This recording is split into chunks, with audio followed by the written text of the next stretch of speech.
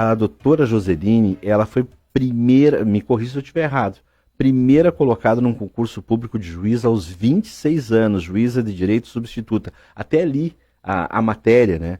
Então, 10 anos, 13 anos depois de ter sido minha catequizanda, já era juíza. Prazer tê-la aqui, doutora. Bom dia, Alberto. Bom dia, Margot. Bom dia, ouvintes da Rádio Caxias. Prazer é meu estar aqui hoje de manhã. Estou muito feliz com o convite e estou bem ansiosa para conversar com vocês. Bom, vamos falar sobre... Tem duas partes. Primeiro, a situação do setor prisional, penal, enfim. Mas, assim, eu quero saber o que tu transformou na comarca de Novo Hamburgo, Joseline, porque eu tenho te acompanhado e tu tem trabalhado muito essa questão da humanização entre os servidores, estagiários, magistrados. Aqui em Caxias também foi lançado, aqui na última quinta-feira, algo semelhante. O porquê dessa tua vontade de humanizar os serviços, inclusive das comarcas e dos servidores? Bom, em Novo Hamburgo, o que a gente tinha lá desde a época que eu assumi? Eu assumi lá em 2015. Os servidores, eles tinham muitos conflitos e as pessoas não se conversavam. A partir do momento que tu tem um fórum grande, é até natural que as pessoas, de vez em quando, todo mundo não se conheça.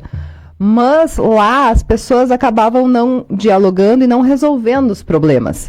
E onde tu tem um local de trabalho que as pessoas não se conversam, é óbvio que tu vai ter muito mais burocratização dos procedimentos, ou seja, vai ser bem mais difícil tu resolver as coisas vão demorar mais. Então lá eu criei um projeto, que foi o projeto de gestão, liderança e bem-estar para os servidores e magistrados, que visava exatamente isso, através de maior comunicação entre os servidores, magistrados e estagiários, facilitar o andamento dos feitos, desburocratizar os procedimentos, fazer com que as pessoas tivessem uma sensação de maior pertencimento na comarca, sensação de equipe, o que fez com que as pessoas conseguissem resolver de uma forma mais facilitada os seus problemas. Eu dou um exemplo bem simples, que é, por exemplo, um oficial de justiça, tá? Ele recebe um mandado para ele cumprir e tem um dado errado no endereço.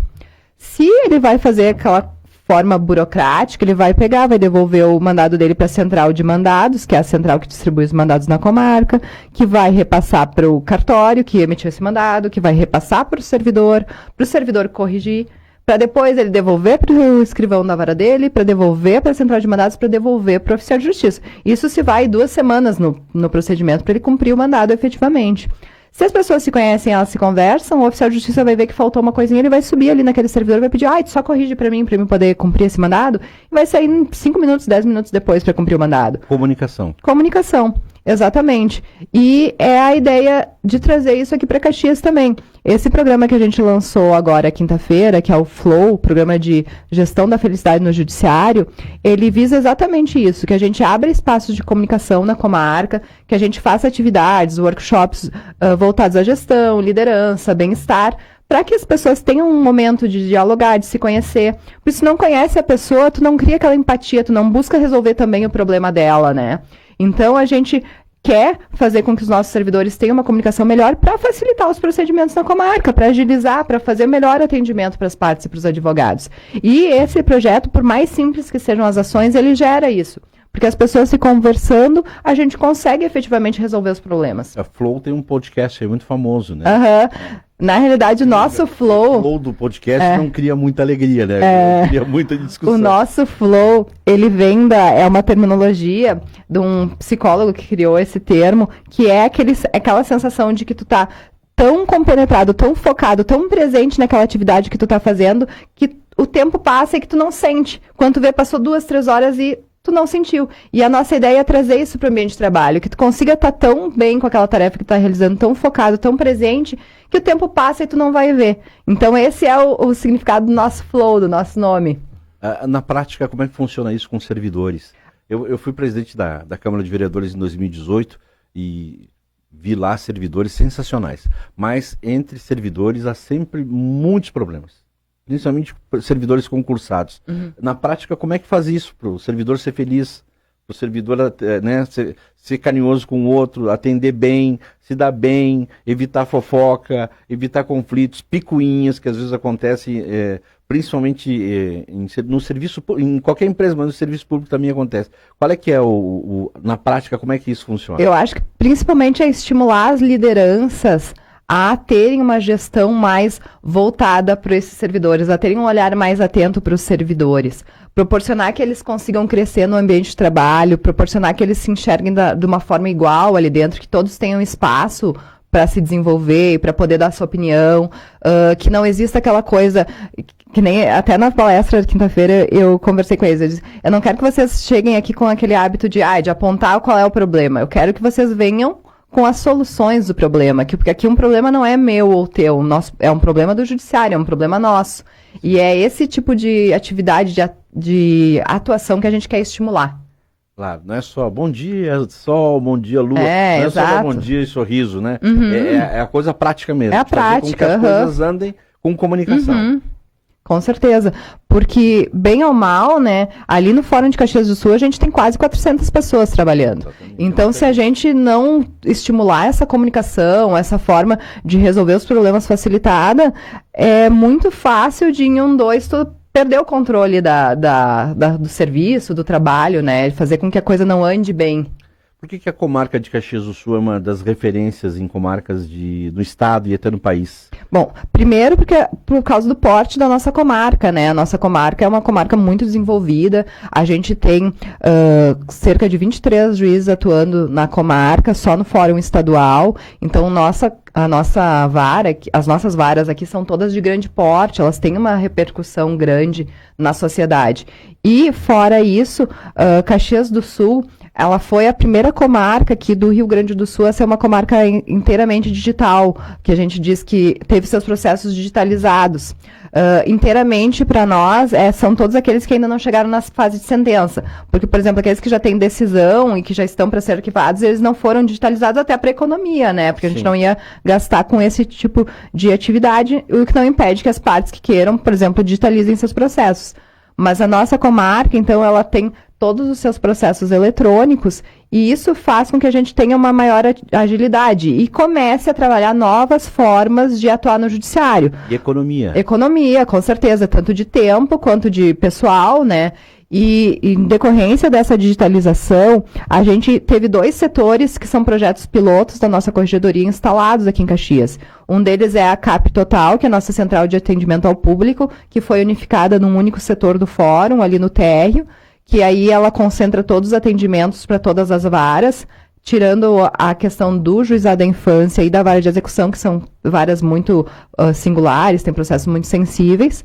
Então, todas as outras varas, os advogados e as partes são atendidos nessa central. E a central de cumprimento cartorário, que como os processos são eletrônicos, agora tu não precisa estar lotado naquela unidade, naquela comarca para poder cumprir um processo. Eu posso ter servidores de todo o estado atuando nos processos de Caxias. E esse sistema fez com que a gente conseguisse reduzir muito os nossos prazos de espera nos processos. Eu tenho dados aqui de maio, de antes da gente instalar a nossa central de cumprimento cartorário aqui de Caxias, que um processo, por exemplo, para ter um mandado expedido, ter uma carta R feita, demorava cerca de 60 dias no cartório. E atualmente os nossos prazos estão em 4 dias. Então, 60 para 4 dias. Então, cada vez que esse processo tinha que voltar para o cartório, ele esperava quase 2 meses para ter um andamento e voltar para o gabinete. E atualmente é cerca de 3, 4 dias o processo já está de volta. Os nossos departamentos, né, não apenas os departamentos, não apenas o judiciário, mas o executivo, o legislativo, a gente está muito no papel ainda, né? A gente não conseguiu sair do papel ainda e digitalizar documentos, melhorar esse processo. E exatamente, o enfoque também não basta tu digitalizar e continuar trabalhando da mesma forma que trabalhava no processo físico, né? Tu tem que racionalizar a tua mão de obra, tem que formar novas estruturas. Porque agora, por exemplo, a gente não precisa de tantas pessoas fazendo aquelas ações que antigamente eram burocráticas. Por exemplo, chegava uma petição do cartório, ele tinha que colocar no processo, tinha que numerar as folhas. Qualquer coisa que chegasse até o processo, até o cartório, dependia de um servidor lá pegando aquela petição ou movimentando o processo para o gabinete. Agora tudo isso é automatizado. Então a gente tem que aproveitar aquele servidor que antes fazia nisso numa outra função. O que gera uma reorganização toda do judiciário também, né? Claro. Bom, trocando de assunto, vamos voltar a questões pessoais, aquilo que pode. Por que a área do direito, hein, Joselina? Eu sempre gostei. Com 13 anos, tu já pensava na área do direito? Eu acho que mais assim no ensino médio, foi quando eu fui para a área do direito. Primeiro, porque eu sempre gostei muito de ler, gostei de me inteirar dessas questões jurídicas. E segundo, porque eu sempre quis atuar numa profissão que eu pudesse atuar voltada para as pessoas e com o meu trabalho contribuir de alguma forma para as pessoas. Eu digo que eu sou uma pessoa de pessoas, eu não gosto de trabalhar fechado, eu gosto de ter aquele relacionamento com as pessoas, de poder saber o que um está precisando, o que o outro está precisando. E através do meu trabalho como juiz, eu posso ajudar muitas vezes as pessoas, seja através de um medicamento que ela precisa, uma vaga numa creche, enfim, a gente tem uma série de gamas de ações que o nosso trabalho consegue influenciar positivamente na vida das pessoas. Então, eu fui para o direito já também pensando que eu queria seguir a carreira da magistratura. Bom, e hoje no nosso quadro aqui, Café com Terapia, a gente falou sobre metamorfose, né? Que a gente sempre pode mudar. Eu me lembro de ti com 13 anos, bem quietinha. Bem quietinha. Ela é quietinha da turma. E agora, juíza, né? Que fala, que se expõe. É a metamorfose, né? É. Os caras dizem, vai ser quietinho, adolescente vai ser quietinho a vida inteira. Não, tem transformações. Tudo fases. A gente desenvolve, né, na realidade. Tu começa a falar mais em público, tu começa a desenvolver aquilo e tu começa a enfrentar, com certeza. E a minha profissão, por mais que a gente ainda tivesse aquela ideia de juiz fechado no seu gabinete, atualmente não é mais isso que a sociedade exige do magistrado. A gente precisa estar em contato com a sociedade, estar em contato com as demandas, a gente precisa mostrar o nosso trabalho, a gente precisa dar transparência porque a gente faz, as pessoas precisam conhecer o que a gente faz. Então, estar mostrando o trabalho, estar dando contas para a sociedade é uma coisa muito importante também para a magistratura. Por isso o Instagram? Também. Uhum. Esse dia eu e a Margot estava dando uma fuçada no teu Instagram. E aí tem uma foto lá, a doutora Joseline dizendo assim, depois de 19 audiências, olha só a minha cara. E a tua cara tava linda. Tava pensando, nós de 19, a gente fica acabado, né? Como é que tu consegue isso, 19 audiências e ficar assim, com aquela carinha assim de, poxa, tô bem. É o hábito, né? É a felicidade de fazer o que a gente gosta, né? Na realidade é isso, né? Eu gosto muito do que eu faço, então pra mim aquilo não é um sacrifício de forma alguma. Pra mim é estar, assim, tendo a oportunidade de diariamente fazer uma coisa que eu gosto, que eu amo e que eu vejo resultados. Sim. Então isso que é bom, sabe? A gente mandar um recadinho. Qual é o segredo disso? Porque o nosso acabado é acabado mesmo, né? Olha, e tu é filha de médico e professora, né? Qual foi o incentivo deles para seguir a tua carreira na área jurídica? Olha, todo incentivo. Eu sempre tive muito apoio da minha família. E eu, antes de ser magistrada, eu era assessora do Ministério Público. E eu tive um passo corajoso ali, porque eu me exonerei do cargo de assessora do Ministério Público quando eu estava na metade do concurso para juiz, porque naquela época a gente não tinha acesso ao, por exemplo, o nosso concurso ele tem várias fases, tem prova de sentença, prova oral, e a gente não tinha acesso a esses cursos aqui em Caxias, eram só presenciais em Porto Alegre. Então, eu me exonerei com 6 meses como assessora do Ministério Público para poder fazer essas fases do concurso e fazer os cursos para o concurso. E a minha família me deu integral apoio. Eu me lembro de uma conversa que eu tive com meu pai, e meu pai disse assim, tu vai ser feliz se tu for assessora do Ministério Público para o resto da vida? E eu disse, não, eu não vou ser. Então, estava feita a minha resposta. Minha resposta, então, é que naquele momento eu ia dar um peitaço e eu ia arriscar e ir em busca do meu sonho. Então, a minha família sempre me deu todo o suporte para isso. Eu sou muito feliz por causa disso. Minha família sempre me apoiou. Isso foi fundamental. Fundamental, com certeza. Bom, nós estamos aqui conversando com a doutora Joseline Vargas, juíza da Vara de Execuções Criminais da Serra. Tem TikTok, doutora? Ainda não. Mas está no Instagram, né? E a gente falou sobre o Instagram, porque assim, é tão difícil a gente conversar fora do ar, e como imprensa, como jornalista, é difícil ter acesso a juízes, é difícil ter acesso ao Poder Judiciário, é difícil ter acesso a muitas coisas do Poder Judiciário, parece que o Judiciário se esconde. E aí a gente vê uma juíza com o Instagram, colocando as suas ações, Instagram profissional, né? Uhum. Isso é uma tendência, os juízes mais jovens vão ter essa característica, vão ter que fazer isso como forma de transparência? Eu acredito que sim, porque eu só vejo benefícios nesse tipo de atuação. A partir do momento que tu é mais acessível para as pessoas, inclusive para a imprensa também vem te buscar mais para mostrar o teu trabalho, para mostrar para as pessoas, dar o apoio. Eu, desde que eu cheguei aqui em Caxias, na VEC, eu tenho um relacionamento muito bom com todas as áreas da comunicação. Não sei se também um pouco é porque eu sou diretora de comunicação social da Ajures, da nossa associação. Você é diretora de comunicação social? Então eu trabalho com o nosso jornalista lá, o Alexandre, e ele sempre me dá muitas dicas, assim, ele sempre deixou bem claro da importância da gente ocupar os meios de comunicação. Porque se a gente não ocupa, é dito o que quiserem, né? Na realidade, tu tem que ocupar para te dizer o que tu realmente quer que mostrar, né? Não, é que às vezes as fontes reclamam, né? Exato. O Poder Executivo do Judiciário reclama, aquele jornalista falou sim, mas tu também não esclareceu. Não passou, exatamente. Foi o que o Alexandre sempre me disse. Se tu não der a tua versão e explicar como aconteceu, vai sair como as pessoas chegaram na notícia, né? Então, eu friso que é importante porque a gente tem que mostrar o trabalho como ele é. Claro. E no teu Instagram é assim, né? Uhum. Tem ali o trabalho como ele é. Aliás, tem as visitas, as famosas visitas, né, as inspeções aos presídios. E aí a curiosidade, como é que são feitas essas inspeções? Segundo, mulher fazendo inspeção em presídio. Terceiro, como os presos te tratam, o que eles porque tem cartinha, né? Uhum. Tem bate-papos, tu entra nas celas, tem medo. Por favor. Bom, primeiro então deixa eu só dar um panorama geral, né? Aqui na nossa VEC regional nós temos 8 casas prisionais, é toda a região da Serra. Então eu pego Guaporé, Nova Prata, Bento, Caxias, São Francisco de Paula, Canela, que eu esqueci aí? Esqueci alguma, daqui a pouco eu lembro. Porque são Vacaria, isso aí, Vacaria. Então é uma região grande, tem vários perfis de casa prisional diferentes, tem desde as pequenininhas quanto ao apanhador, que tem praticamente 1.000 apenados lá dentro, né? Então cada casa tem um perfil. O apanhador deveria ter quantos? 432 as vagas. E tem 1.000? Aproximadamente 1.000. Então, varia, às vezes tem um pouquinho mais de 1.000, às vezes tem um pouquinho menos de 1.000. Então já é um problemaço, né? Todas as nossas casas prisionais da região, tirando a penitenciária de Bento Gonçalves, que é a mais recente, tem uma capacidade de lotação que ela está superada em mais de 100%. Então, todas elas têm uma lotação de 200% aqui na nossa região. Todas então, essas aí que você... Mesmo as pequenas, todas as que a gente acompanha. E como é que é a inspeção, então? Eu chego na casa prisional porque a gente, juiz de execução criminal, a gente tem como incumbência legal, uma vez por mês tu tem que visitar a casa prisional para ver como é que está a situação da casa, ver a questão, se estão fornecendo o que precisa fornecer para os apenados, se está regular, né? Como é que está andando, né?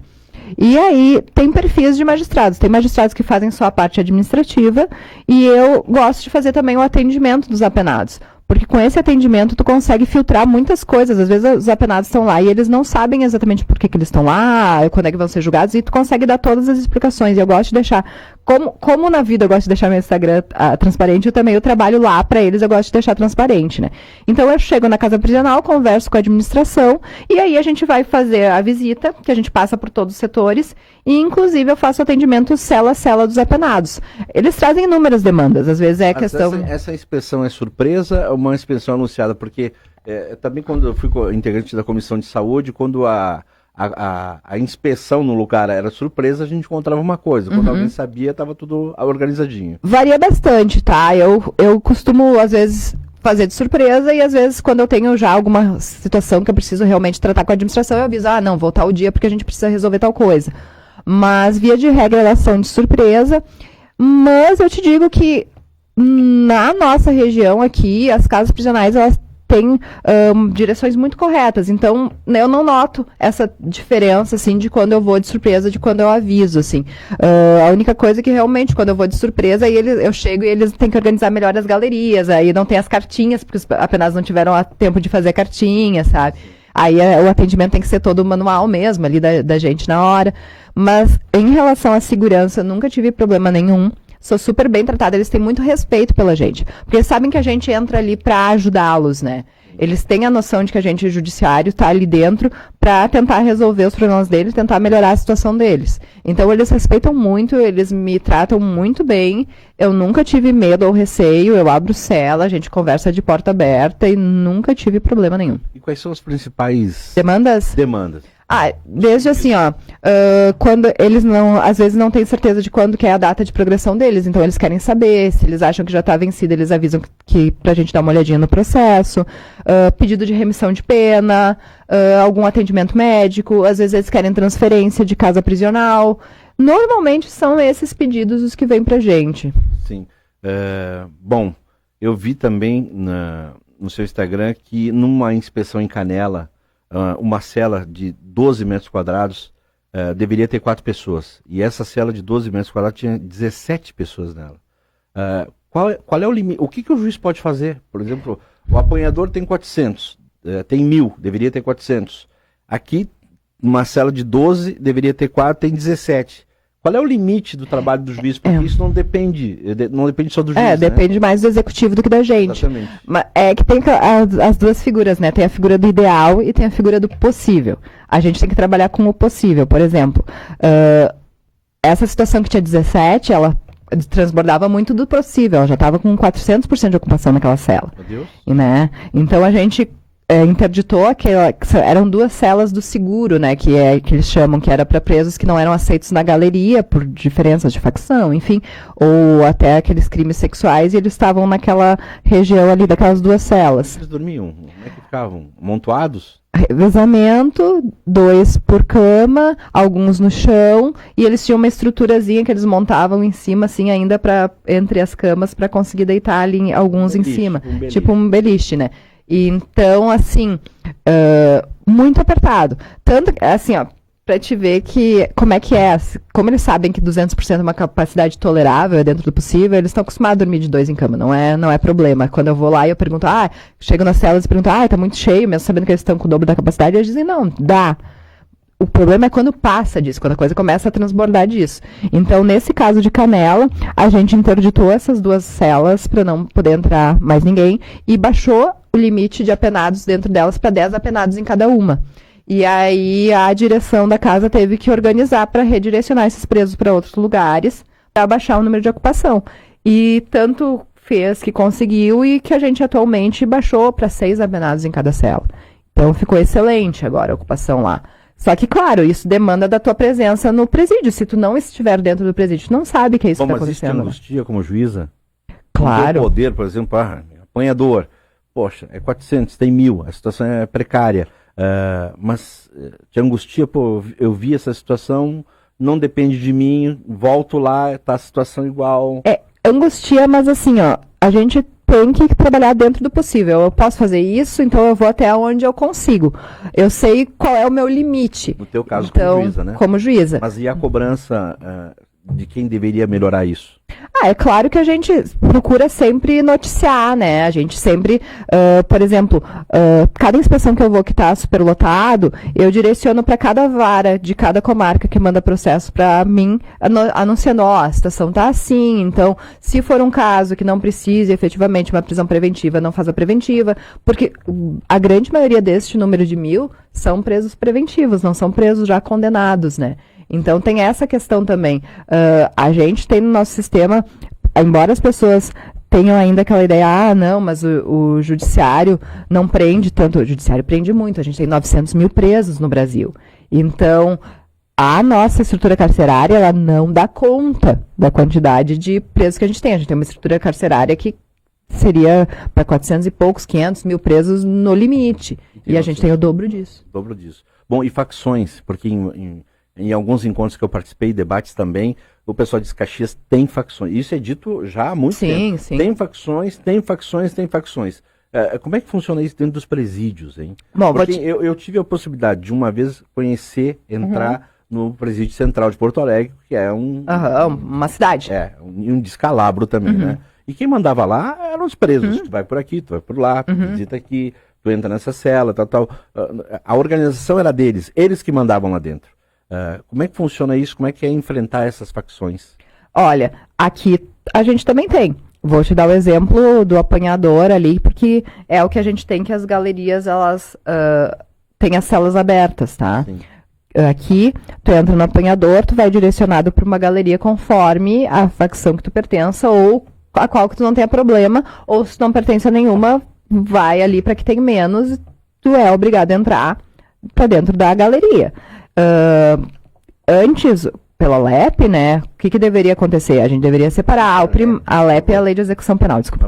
A gente deveria separar entre o reincidente e o primário, crime grave, crime menos grave, né, o grau de periculosidade. A gente atualmente não faz isso, o preso chega no presídio, se pergunta para ele em qual galeria ele pode entrar de acordo ou a facção que ele pertença, ou a compatibilidade que ele tem, ou seja, pela região que ele mora, ou seja, mesmo escolhido ali pela galeria que tem menos gente, ele vai entrar. E ele, entrando numa galeria, ele entra pra galeria da facção tal. Então, o que acontece? Em termos... Tem essa organização interna? Uhum. Por exemplo, entrou pra dentro da galeria, tá? Uma coisa que também me choca lindas vezes, mesmo sendo juíza da execução penal. Eu vou fazer uma audiência com um preso, tá? Não é o agente penitenciário que entra na galeria, vai até a cela do meu preso e traz ele para mim. O meu agente penitenciário, ele vai até a porta da galeria, pede pro plantão da galeria, né, que é a pessoa que tá ali para coordenar, para mandar, e este plantão da galeria vai lá buscar o apenado para trazer para audiência. Mas o plantão é um servidor. Não, o plantão é um preso. É isso. Sabe, é isso, né? Da galeria para dentro, quem manda não é o Estado, efetivamente. Quem manda são as facções. Por isso que a gente, quando fala em ressocialização, as pessoas têm muita aquela ideia, não, porque bandido bom é bandido morto, tu não tem que dar condições para os apenados, porque para que dar direitos? Se tu não ocupa o espaço, se o Estado não ocupa o espaço, a facção ocupa o espaço. Eles precisam de um colchão, é a facção que vai fornecer. Eles entram lá dentro com a roupa do corpo, tá? Eles precisam de um kit higiene, o Estado não fornece, é a facção que vai fornecer. E aí eles ficam dependentes da facção, né? Eles têm que pagar a mensalidade pra facção. Se ele não tiver dinheiro, ele vai ter que pagar um favor. Tá, né? É isso mesmo que eu ia te perguntar. Bandido bom é bandido morto? Tem muita gente que pensa assim, inclusive gente cristã, né? Tem que botar uma bomba no presídio, depois distribui a comunhão na igreja.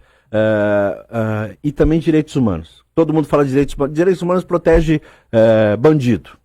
Qual é a sua opinião sobre isso? E se as pessoas também não... Até amigos, de repente, não dizem, José, para, né, de defender bandido, do seu trabalho. Como é que... Quando tu ouve isso, como é que tu encara isso? Vou dividir a minha resposta em duas partes, tá? Primeira questão é ali, então, em relação aos direitos humanos e o bandido bom é bandido morto.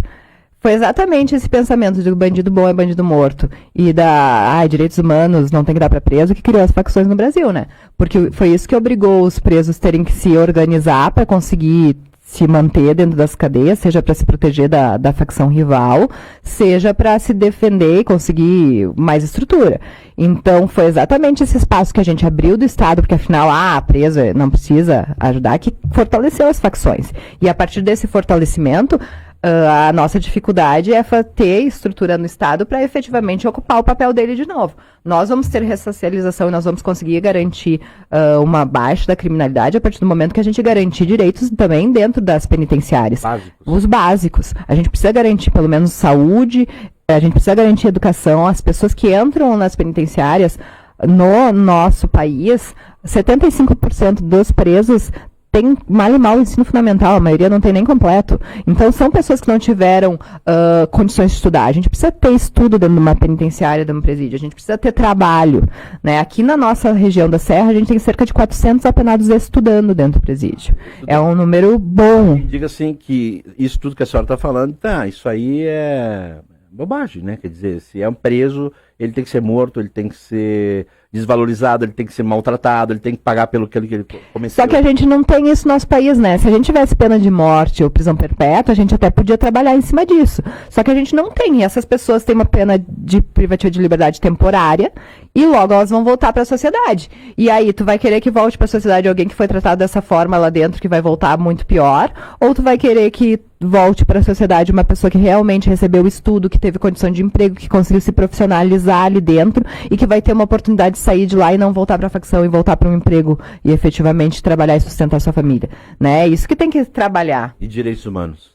E os direitos humanos, na realidade, as pessoas acham, estou ali, como eu faço a fiscalização, como eu defendo que o preso tem que ter saúde, educação, é porque eu estou defendendo o bandido. Não, chega na minha hora lá de despachar, se o cara não tem o direito para progressão, eu não dou a progressão, eu não facilito em nada, né? Na realidade é isso, são duas coisas bem diferentes. Uma coisa é o meu trabalho lá na hora de despachar, que eu despacho de acordo com a lei e com que efetivamente eles têm direito. Eu não facilito por defender que eles precisam ter os direitos deles dentro da cadeia por eu atender, sabe? Talvez as pessoas esqueçam que ali estão pais, mães, filhos. Claro, exatamente. Jesus também tem pais, mães, exatamente. Filhos, parentes, né? Exatamente. Eu acho um absurdo quando alguém diz que direitos humanos defende bandido. É total e fora que assim... Total desconhecimento da causa.